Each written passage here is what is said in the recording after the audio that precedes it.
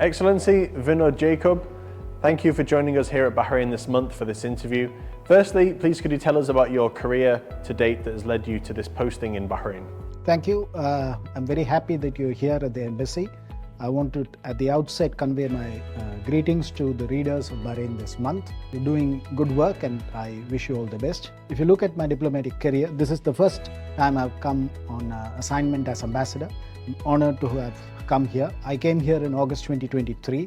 Before that, if you look at my career path of almost 2.5 decades, it comes under 4 specializations. First is multilateral. I spent almost 4 years at Permanent Mission of India to the United Nations in 2009 to 2013, including 2 years when we were on the Security Council as a non-permanent member, 11 and 12. I also dealt with some interesting elections, including the re-election of Indian judge to the International Court of Justice in November 2017. It was historic for the reason that for the first time there was no UK judge on the World Court. So that is my multilateral part. Second specialization, of course, it's my longest association with that country is with China. I've spent almost 12 years of my career both in Beijing as well as in New Delhi dealing with India-China relations between 2002 to 2016. Third specialization is India's relations with neighboring countries, particularly Pakistan, Afghanistan and Iran, which I did for around 2.5 years in my career. But before coming here, I was the Deputy High Commissioner of India to Sri Lanka for 4 years, during which I did some interesting work, especially on economic diplomacy. And that's my fourth specialization. I was Director General of Economic Diplomacy in the Ministry of External Affairs. And during my time as Deputy High Commissioner in Colombo, I was involved in the first ever negotiation that the government of India was involved for debt restructuring of a neighboring country, Sri Lanka. And we also were involved in a lot of projects in Sri Lanka. So that was a unique experience, and then I came here. With more than 50 years of bilateral relations between Bahrain and India, how would you describe the current state of ties between the two nations? I would say that with each passing year, India-Bahrain relations is touching a new high. Speaking in respect of India, it is also largely because of the type of changes that are taking place in India. For instance, when I came here in August 2023, India was the 5th largest economy in the world. Today, India is the 4th largest economy in the world. Few years back, we were not in that ranking, but the most recent World Bank data shows India is the 4th most equal society in the world, with the Gini index of 25.5. That's quite significant. When we look at the social security protections that are available in India, we are now covering more than 940 million people. That's quite significant. So we shifted in just 5 years from around 25% to 65% of the coverage in India, and that's quite significant. This indicates the evolving nature of Indian society, Indian economy, and the Indian state. And that is what I see reflected in the type of bilateral relationship with Bahrain as well. So let me give you some statistics. First, investment. When Prime Minister Modi came on a state visit here in 2019 August, he gave a clear signal to Indian industry and Indian industrialists, Indian economy to increase its attention to Bahrain. And we are able to see in the last 5 years, there has been a 45% increase in Indian investment into Bahrain. If you look at the latest data, Q1 2025, the total Indian investment into Bahrain is almost 720 million Bahraini dinar, or 1.9 billion US dollars. That makes us a very significant investor in Bahrain. Our bilateral trade also has been increasing, and quite interestingly, it is very balanced. This year, for instance, according to the data of the Department of Commerce of the Government of India, for financial year 2024 and 2025, bilateral trade was 1.64 billion, but Bahrain had a 50 million surplus. So this shows that the type of relationship we have is quite significant. And one last data point to emphasize the growing relationship is the Bahraini government indicates that 1 million Indian tourists thereabouts visited Bahrain. And that's quite significant. And this shows that the robustness of the bilateral relationship is of a very high order. What are the latest trade figures between Bahrain and India, and what would you say are the richest avenues of future collaboration? You know, the most important challenge that when you look in the last 5 years, trade has faced is the COVID challenge. The swiftness which we have recovered speaks to the strength of India-Bahrain bilateral relations. For instance, You take 3 years back, bilateral trade was around 1.9 billion US dollars. Okay. Last year, 1.7 billion US dollars. This year, 1.64 billion US dollars. This sort of shows that there is a certain stability after a high. And why was the high? It was because during the COVID period, trade had collapsed. Right. So they were making up for the lost time to trade. That shows the robustness of the bilateral trade. The second aspect which shows the robustness of the bilateral trade is that the gap is almost zero. In fact, now Bahrain has got a surplus. Yeah. So my colleagues in the Indian Ministry of Commerce have to do more work and send more delegations to strengthen the numbers. Since I've joined, we have also actively promoted delegations to visit each other's countries. So we had Bahrain India Society leading a delegation. It was very successful. They went to south of India.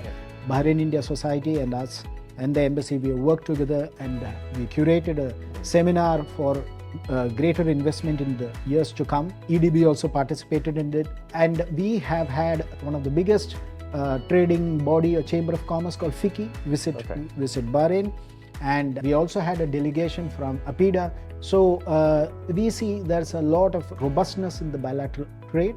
But when you look at the bigger picture, investment plus trade, Indian investment increased by 45%, and trade going at this balanced rate, it will increase. There are geopolitical tensions which will impact, and that's a fact. But the fact that it is maintaining itself and Indian investment is increasing, I think that speaks to the robustness of the bilateral relationship. So according to our data, Bahrain exported to India base metals, aluminium, steel products, etc. From India, the exports were rice, meat, butter, etc. So I think that's a great deal of complementarity to work on to take the trading relationship to the next level. 2 years into your ambassadorship, what would you say has been your greatest achievement so far, and what goals do you have for the remainder of your tenure? See, in terms of goals and achievements, my responsibility as an ambassador, apart from the 5 responsibilities, is to translate the instructions of my Prime Minister for the bilateral relationship here. And that includes taking care of the interests of not only Indian interests, but also Bahraini interests. If I am the Indian ambassador here, I have to take care of both Indian interests and Bahraini interests. The fact that in continuing years we have balanced bilateral trade, the fact that the investment is increasing, there is high degree of convergence on international issues, for instance. Let me just give you an example. During the visit of Dr. S. Jaishankar to Bahrain in December last year, he came for the 4th High Joint Commission meeting with Dr. Al-Zayani, Foreign Minister of Bahrain. This is the senior most level of interaction for the bilateral relationship. There was a great deal of convergence on most regional and international issues. We publicly announced our support for Bahrain's proposal for an international conference on peace in the Middle East. Right. One of the very few countries to have done that. That of course flows from the fact that India supports a 2-state solution on the Palestine question. This is a traditional one. I was looking at the data. In the last 10 to 15 years, we have contributed almost $500 million US dollars to the Palestinian side. And this includes contribution to the UNRWA, and we are one of the top contributors to UNRWA, the Refugees and Works agency, which is there in Gaza as well as other parts of Palestine. And we do a lot of development projects, including schools, including hospitals, including other social development projects. This is strength. And we also have been giving budgetary support. It's a very rare thing that we do. We generally don't give budgetary support. We do projects. But for Palestine, we have made an exception. We are giving budgetary support. So in the last 10 years or so, we have given the support of almost $500 million US dollars, $500 million US dollars, quite significant. Definitely. This flows from our 2-state solution proposal. So we see a lot of convergence on issues like that. Then in the fight against terrorism, we are united in the fight against terrorism. Similarly, on the need for focusing on environment-based solutions to energy problems.